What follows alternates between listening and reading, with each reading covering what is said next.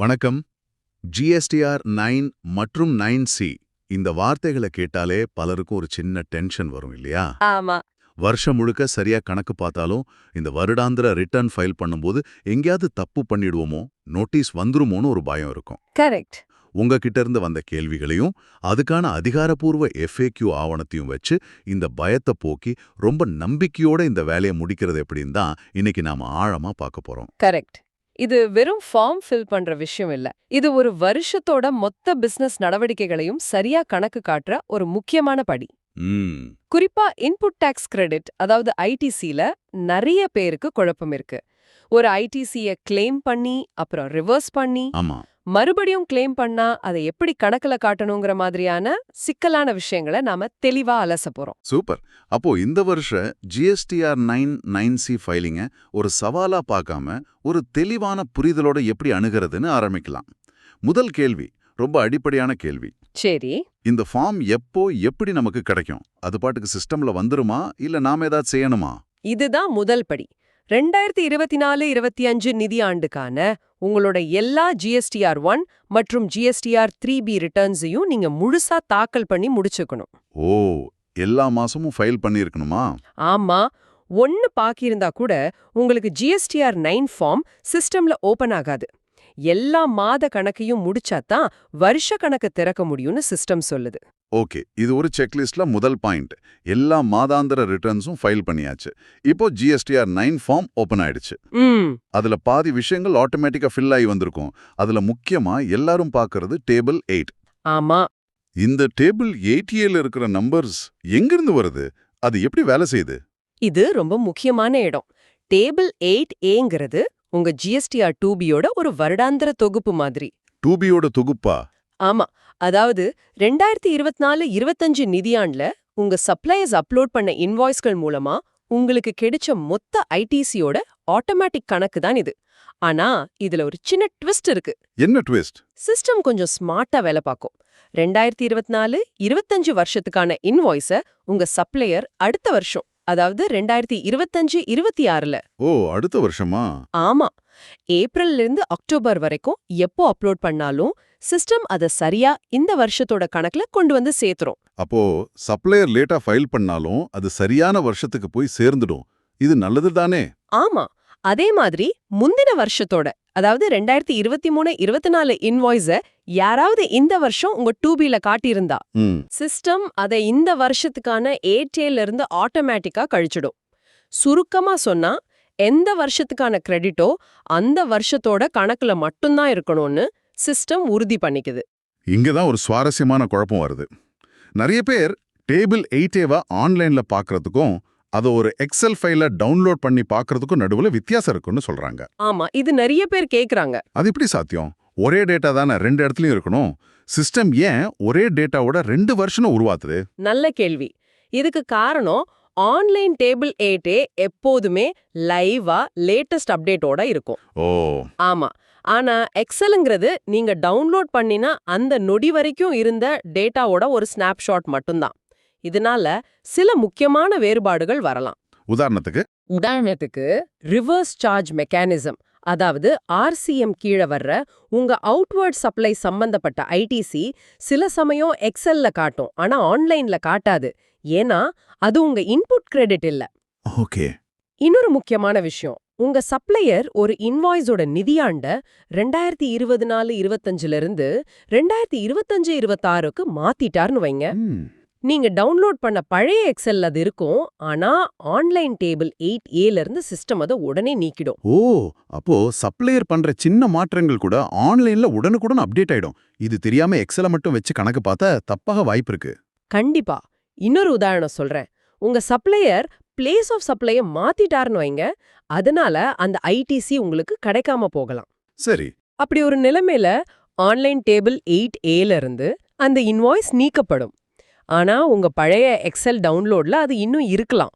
நான் பார்த்த வரைக்கும் நிறைய பேர் இந்த எக்ஸல் ஃபைலை மட்டும் நம்பி கணக்கெல்லாம் சரி பார்த்துட்டு கடைசியில தப்பு பண்ணி நோட்டீஸ் வாங்கியிருக்காங்க. ஐயோ, இது ரொம்ப சுலபமா தவிர்க்கக்கூடிய ஒரு தப்பு. ஆமா. அப்போ நீங்க சொல்றத வச்சு பார்த்தா இதுக்கு ஒரு கோல்டன் ரூல் இருக்கு. டவுன்லோட் பண்ண எக்ஸல் ஃபைலுங்கிறது நம்ம வீட்ல போடுற கணக்கு. அதாவது ஹோம்வொர்க் மாதிரி. Haha, correct. ஒரு தடவை சரிபார்க்க புரிஞ்சுக்க யூஸ் பண்ணலாம். ஆனா ஃபைனல் எக்ஸாம் அதாவது GSTR 9 ஃபைல் பண்ணும்போது ஆன்லைன் போர்ட்டல்ல என்ன தெரியுதோ அதுதான் நம்மளோட ஒரே ஆன்சர் ஷீட். அதை தான் நம்பணும். மிகச் சரியா சொன்னீங்க. அந்த ஒரு விஷயத்துல தெளிவா இருந்தாலே பாதி குழப்பம் தீர்ந்துடும். ஓகே, டேபிள் 8A தான் நம்மளோட ஆதாரம்னு இப்ப தெளிவாயிடுச்சு. இந்த ஆதாரம் GSTR 9 ஃபார்ம்ல இருக்கிற ஒரு பெரிய மலைக்கு, அதாவது இன்புட் டாக்ஸ் கிரெடிட் பகுதிக்கு பேஸ் கேம்ப் மாதிரி. ஆமா. இங்க தான் நிறைய பேர் தடுமாறுறாங்க. வாங்க, இந்த ஐடிசி கணக்கீட்டுல வர்ற சிக்கல்களை ஒவ்வொன்னா உடைச்சு பார்ப்போம். நிச்சயமா ITC தான் இந்த ஃபார்மோட இதயம். முதல் மற்றும் பொதுவான கேள்வி, ஒரே நிதி ஆண்டுக்குள்ள, அதாவது 2024-25க்குள்ள நான் ஒரு ஐடிசியை கிளைம் பண்ணி ஏதோ ஒரு காரணத்துக்காக அதை ரிவர்ஸ் பண்ணிட்டு அப்புறம் கொஞ்ச நாள் கழிச்சு மறுபடியும் அதே ஐடிசியை கிளைம் பண்ணினா இதை எப்படி GSTR 9ல காட்டணும்? எதுக்கு நம்ம FAQ ஆவணத்துல ஒரு அருமையான உதாரணம் இருக்கு. திரு ஏன்னு ஒருத்தர் இருக்கார். அவர் ஏப்ரல் 2024ல 100 ரூபாய் ஐடிசி கிளைம் பண்றார். சரி, அது டேபிள் 6Bல காட்டப்படும். அதாவது அந்த வருஷம் உள்ள வந்த எல்லா நல்ல ஐடிசியும் அங்கதான் இருக்கும். கரெக்ட். ஆனா அவர் சப்ளையருக்கு 180 நாட்களுக்குள்ள பணம் கொடுக்கல. அதனால விதி 37 படி அக்டோபர் 2024ல அந்த 100 ரூபாய் ஐடிசியை ரிவர்ஸ் பண்ண வேண்டியதாகுது. ஓகே, இது திரும்ப கொடுத்தல் கணக்கு. அப்போ இது டேபிள் 7Aல காட்டப்படணும், சரிதானே? மிக சரி. இப்போ கதை முடியல. அவர் மார்ச் 2025ல சப்ளையருக்கு பணத்தை கொடுத்துட்டார். அதனால அவர் ரிவர்ஸ் பண்ணின அதே 100 ரூபாய் ஐடிசிய மறுபடியும் கிளைம் பண்றதுக்கு தகுதியாகிடுறார். ஆஹா, அப்போ இந்த மூணாவது நடவடிக்கை, அதாவது மீண்டும் கிளைம் செஞ்சது எங்க வரும்? அது டேபிள் 6Hல வரும். இந்த டேபிள் இந்த மாதிரி ரிவர்ஸ் பண்ணி மறுபடியும் கிளைம் பண்ற ஐடிசிக்காகவே ஒதுக்கப்பட்டது. அப்போ சிஸ்டத்துக்கு இந்த ஒரு ஐடிசி தொகையோட முழு கதையும் தெரியணும். இது 3 வேற வேற டிரான்சாக்ஷன் இல்ல, ஒரே ஐடிசியோட ஒரு பயணம். ஆமா. முதல்ல அது நம்ம கிட்ட வந்துச்சு, டேபிள் 6B. அப்புறம் தற்காலிகமா திரும்பி போச்சு, டேபிள் 7A. கடைசியா நிரந்தரமா நம்ம கிட்டயே வந்துருச்சு, டேபிள் 6H. இப்படி ஒரு ரவுண்ட் ட்ரிப் மாதிரி யோசிச்சா சுலபமா புரியுது. அருமையான விளக்கம். அதுதான் சரியான பார்வை. அந்த முழு சுழற்சியும் காட்டும்போது தான் உங்க கணக்குகள் சரியா இருக்கும். இது ஒரே வருஷத்துக்குள்ள நடக்கும்போது சரி. ஆனா இதுல இன்னும் ஒரு படி மேல போய் ஒரு சிக்கலான கேள்வியை கேக்குறேன். கேளுங்க. நான் 2024-25ல ஒரு ஐடிசிய ரிவர்ஸ் பண்றேன். ஆனா அதை மறுபடியும் கிளைம் பண்றது அடுத்த நிதியாண்டுல, அதாவது 2025-26ல நடக்குது. அப்போ இதை எப்படி கணக்குல காட்டுறது? இது கொஞ்சம் குழப்பமா இருக்கே. இதுதான் பலரும் தடுமாறும் இடம். ஆனா இத புரிஞ்சுக்கிறதுக்கு ஒரே ஒரு விஷயத்த நாம கவனிக்கணும். என்ன அது? நீங்க ஏன் அந்த ஐடிசியை ரிவர்ஸ் பண்ணீங்கங்கிற காரணம் தான் முக்கியம். அந்த காரணத்தை பொறுத்து அதை பதிவு செய்யற முறை மாறும். அப்படியா? என்னென்ன காரணங்கள் இருக்கு? அது எப்படி முறைய மாத்துது? 2 முக்கிய பிரிவுகள் இருக்கு. ஒன்னு விதி 37 அல்லது 37A படி ரிவர்ஸ் பண்றது. அதாவது சப்ளையருக்கு பணம் கொடுக்காததால பண்றது. சரி. இன்னொன்னு மற்ற காரணங்களுக்காக பண்றது. உதாரணத்துக்கு உங்களுக்கு வரவேண்டிய சரக்குகள் இன்னும் வரல, ஆனா இன்வாய்ஸ் வந்துடுச்சு, அதனால தற்காலிகமா ரிவர்ஸ் பண்றீங்க. சரி, இந்த 2 சூழ்நிலையிலையும் எப்படி கணக்கு மாறும்னு சொல்லுங்க. முதல்ல மற்ற காரணங்களுக்காக ரிவர்ஸ் பண்ணி அடுத்த வருஷம் கிளைம் பண்ணா என்ன பண்ணணும்? ஓகே, இது ஒரு உதாரணத்தோட பாப்போம். நீங்க ஒரு பொருளை எதிர்பார்த்து ஐடிசி கிளைம் பண்ணிட்டீங்க, ஆனா பொருள் டெலிவரி ஆகல. அதனால 2024-25ல ஐடிசியை ரிவர்ஸ் பண்றீங்க. அடுத்த வருஷம் 2025-26ல அந்த பொருள் உங்களுக்கு வந்துடுது. இப்போ நீங்க அந்த ஐடிசியை மறுபடியும் கிளைம் பண்ணலாம். சரி. இந்த சூழ்நிலையில அது எப்பவுமே 2024-25க்கு சொந்தமான ஐடிசி தான். அதனால அந்த தொகையை 2024-25 வருஷத்தோட GSTR 9ல டேபிள் 13ல காட்டணும். இந்த வருஷத்துக்குரிய ஐடிசி, ஆனா அடுத்த வருஷம் தான் கிளைம் பண்ணனேன்னு சொல்ற இடம் அது. புரிஞ்சுது. அப்போ இது ஒரு வகை. இப்போ முக்கியமான 2வது வகை, விதி 37-37A படி, அதாவது சப்ளையருக்கு பணம் கொடுக்காததால ரிவர்ஸ் பண்ணி அடுத்த வருஷம் பணம் கொடுத்துட்டு கிளைம் பண்ணா என்ன செய்யணும்? இங்கதான் விதி மாறுது. விதி 37 படி நீங்க ஒரு ஐடிசியை ரிவர்ஸ் பண்ணும்போது அந்த கிரெடிட் செல்லாததாக ஆகிடுது. நீங்க சப்ளையருக்கு பணம் கொடுக்கற வரைக்கும் அது உங்களுக்கு சொந்தமில்ல. ஓ. நீங்க அடுத்த நிதியாண்டுல பணம் கொடுக்கும்போது தான் அந்த கிரெடிட்டுக்கான உரிமை உங்களுக்கு மீண்டும் பிறக்குது. மீண்டும் பிறக்குது. இது ஒரு நல்ல வார்த்தை. ஆமாம். அதனால அந்த ஐடிசி எந்த வருஷத்துல மீண்டும் பிறந்ததோ அந்த வருஷத்துக்கு தான் அது சொந்தம். அதாவது 2025-26க்கு. அப்போ அதனால அந்த தொகைய 2024-25 ஜிஎஸ்டிஆர் 9ல டேபிள் 13ல காட்டவே கூடாது. அதுக்கு பதிலா அது அடுத்த நிதியாண்டான 2025-26க்கான ஜிஎஸ்டிஆர் 9ல டேபிள் 6Hல தான் காட்டப்படணும். வாவ், இது ரொம்ப தெளிவான விளக்கம். அப்போ விதி 37-38க்கு கீழ வர்ற ரீக்ளைம் எந்த வருஷம் பணம் கட்டுறோமோ அந்த வருஷத்தோட புது ஐடிசி மாதிரி கருதப்படும். மற்ற காரணங்களுக்கான ரீக்ளைம் அது பழைய வருஷத்தோட விடுபட்ட ஐடிசி மாதிரி கருதப்படும். மிகச்சரியா புரிஞ்சுக்கிட்டீங்க. இந்த ஒரு லாஜிக் பல கணக்கு பிரச்சனைகளை தீர்த்திடும். அருமை. இந்த ஐடிசி பகுதியை தாண்டி இந்த வருஷம் ஜிஎஸ்டிஆர் 999Cல நாம கவனிக்க வேண்டிய வேற ஏதாவது முக்கியமான மாற்றங்கள் இல்ல தெளிவுபடுத்துதல்கள் இருக்கா? இருக்கு. இன்னும் சில முக்கியமான விஷயங்கள் இருக்கு. முதல்ல டேபிள் 8C.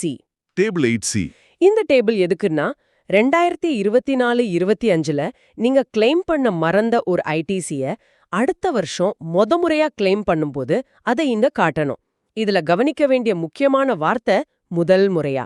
அப்போ நாம முன்னாடி பேசின ரீக்ளைம் பண்ணின ஐடிசி இங்க வரக்கூடாதா? கண்டிப்பா வரக்கூடாது. ஒரு ஐடிசிய ரிவர்ஸ் பண்ணிட்டு மறுபடியும் கிளைம் பண்றது ரீக்ளைம். அது முதல் முறை கிளைம் கிடையாது. இந்த வேறுபாட்டை சரியா புரிஞ்சுக்கணும். சரி, இது ஒரு முக்கியமான பாயிண்ட். அடுத்தது HSN விவரங்கள் சம்பந்தப்பட்டது. அதாவது டேபிள் 17. இது நிறைய பேருக்கு ஒரு தலைவலியான வேலை. ஆமா.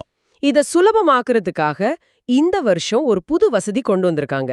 Download table 12 of GSTR 11A HSN டீடைல்ஸ்னு ஒரு எக்ஸல் டவுன்லோட் ஆப்ஷன் கொடுத்திருக்காங்க. ஓ, இது எப்படி உதவும்?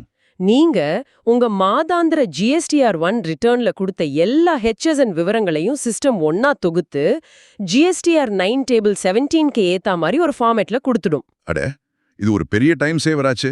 நான் நிறைய பேர்கிட்ட கேட்டிருக்கேன். அவங்க வருஷம் முழுக்க ஃபைல் பண்ணின GSTR 1 ரிட்டர்ன்ஸை ஒவ்வொன்னா திறந்து HSN விவரங்களை காப்பி பண்ணி பேஸ்ட் பண்ணுவாங்கன்னு. ஆமா. அப்போ அந்த வேலையை இப்போ சிஸ்டமே நமக்காக செஞ்சு கொடுத்துடுது. நாம அதை சரிபார்த்தா மட்டும் போதும் இல்லையா? ஆமா. இது வேலையை ரொம்ப சுலபமாக்கும், தப்புகளையும் குறைக்கும். கடைசியா தாமத கட்டணம், அதாவது லேட் ஃபீ கணக்கிடுற முறையில ஒரு மாற்றம் வந்திருக்கு. அது என்ன மாதிரியான மாற்றம்? முன்னாடி GSTR 9C 2ல எதை லேட்டா ஃபைல் பண்ணாலும் குழப்பங்கள் இருந்துச்சு. இப்போ அதை தெளிவுபடுத்தியிருக்காங்க. சொல்லுங்க. ஒருவேளை நீங்க GSTR 9 சரியான தேதிக்குள்ள ஃபைல் பண்ணிட்டு GSTR 9C மட்டும் தாமதமா ஃபைல் பண்ணா அந்த தாமதமான நாட்களுக்கு மட்டும் 9Cக்கான லேட் ஃபீ கணக்கிடப்படும். அப்போ GSTR 9 கரெக்டா ஃபைல் பண்ணிட்டா அதுக்கான பெனால்டி வராது. இது நியாயமா இருக்கு. ஒருவேளை ரெண்டுமே லேட்டா ஃபைல் பண்ணா? அப்படி ரெண்டுமே தாமதமா ஃபைல் பண்ணப்பட்டா லேட் ஃபீயை 2 பகுதியா பிரிப்பாங்க. நீங்க GSTR 9 ஃபைல் பண்ற வரைக்கும் ஒரு கணக்கு, அதுக்கப்புறம் GSTR 9C ஃபைல் பண்ற வரைக்கும் இன்னொரு கணக்கு. ஓ, இதுல நல்ல விஷயம் என்னன்னா இதையெல்லாம் நீங்க கணக்கு போட வேண்டாம். சிஸ்டமே ஆட்டோமேட்டிக்கா கணக்கு போட்டு எவ்வளவு கட்டணும்னு சொல்லிடும். ரொம்ப நல்ல விஷயம். சரி, இவ்ளோ நேரம் நம்ம நிறைய முக்கியமான விஷயங்களை பத்தி பேசணும். இந்த முழு உரையாடங்க இருந்தும் நம்ம லிஸ்னர் மறக்கவே கூடாத 3 முக்கிய விஷயங்களை ஒரு முறை தொகுத்து சொல்லலாமா? கண்டிப்பா. முதல் விஷயம், அடிப்படை. உங்க GSTR 9C ஃபார்ம் உங்களுக்கு கிடைக்கணும்னா 2024-25க்கான உங்க GSTR 1 மற்றும் 3B ரிட்டர்ன்ஸ் ஒன்னு கூட பாக்கி இல்லாம ஃபைல் பண்ணியிருக்கணும். இதுதான் நுழைவு சீட்டு. ஓகே, முத பாயிண்ட் எல்லா மாதாந்திர ரிட்டர்ன்ஸையும் முடிங்க. ரெண்டாவது ITC ரீக்ளைம். ஒரு ஐடிசியை ரிவர்ஸ் பண்ணி மறுபடியும் கிளைம் பண்ணும்போது அது விதி 37 காரணமா இல்ல மற்ற காரணங்களுக்கான்னு பாருங்க.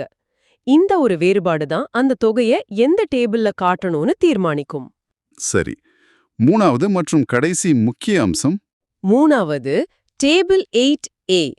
உங்க கணக்குகளை சரிபார்க்கும்போது ஆன்லைன்ல போர்ட்டல்ல என்ன டேட்டா தெரியுதோ அதை மட்டுமே நம்புங்க. டவுன்லோட் பண்ணின எக்ஸல் ஃபைல் ஒரு உதவிக்கு மட்டும்தான். இறுதி ஆதாரம் ஆன்லைன் டேட்டா தான். அருமையான தொகுப்பு. இந்த வருஷ ரிட்டர்னை எப்படி சரியா நம்பிக்கையோட தாக்கல் பண்றதுன்னு நம்ம தெளிவா பேசிட்டோம். ஆனா இந்த உரையாடலோட இறுதியில நம்ம லிஸ்னர் ஒரு படி மேல போய் சிந்திக்க வேண்டிய ஒரு விஷயம் இருக்கு இல்லையா? ஆமா. நாம இப்போ பேசின இந்த சிக்கலான சூழ்நிலைகள் எல்லாம் ஐடிசியை ரிவர்ஸ் பண்றது, மறுபடியும் கிளைம் பண்றது, டேட்டா சரியா மேட்ச் ஆகாதது, இதெல்லாம் ஏன் வருது? பெரும்பாலும் நம்ம மாதாந்திர கணக்கு வழக்குகள்ல இருக்கிற சின்ன சின்ன இடைவெளிகளால தான். அதனால நீங்க சிந்திக்க வேண்டிய கேள்வி இதுதான். இந்த வருஷத்துல நாம கத்துக்கிட்ட பாடங்களை வச்சு அடுத்த வருஷம் இந்த மாதிரி பிரச்சனைகளே வராம இருக்க உங்க மாதாந்திர கணக்கு சரிபார்க்கும் முறையை இப்போ இருந்து எப்படி மேம்படுத்தலாம்? நல்ல கேள்வி. மாசம் கணக்க சரியா வச்சுக்கிட்டா வருஷ கடைசில ரிட்டர்ன் ஃபைல் பண்றது வெறும் ஒரு ஃபார்மாலிட்டியா மாறிடும். இத பத்தி யோசிங்க. உங்க எதிர்கால வேலை ரொம்ப சுலபமாகும்.